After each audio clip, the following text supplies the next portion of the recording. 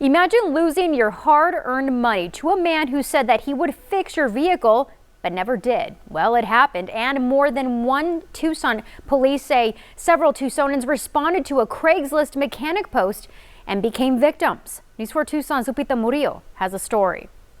The fraud unit here at TPD put together this case last fall. That's when victims started reporting these actions taken by Bartholomew Clancy.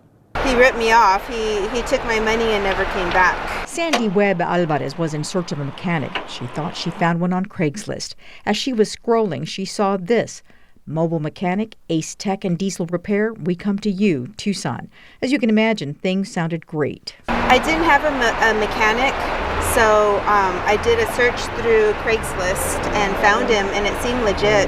And here's what her life is all about. Her daughter is wheelchair bound. Isabella was born with quadriplegic cerebral palsy. She's completely wheelchair bound, doesn't walk or talk. This is the van she needed repaired. It's wheelchair accessible, and Clancy even commented on that when he looked it over. And I told him all about Izzy, and he replied, "Wow, that must be hard. I'll need $200 and I'll be back tomorrow."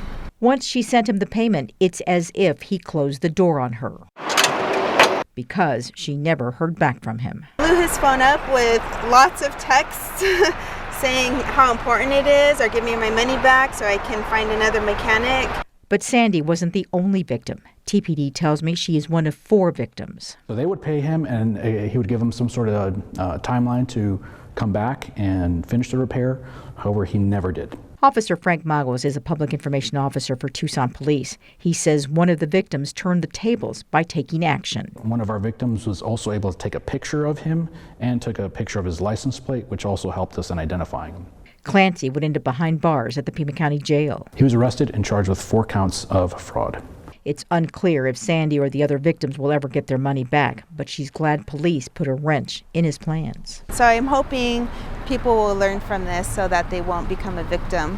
The case is now in the hands of the Pima County Attorney's Office. They tell us this case is still under investigation. As for Sandy, she had to buy a new van. She says that it's almost like making a house payment. She also told us that she believes in karma.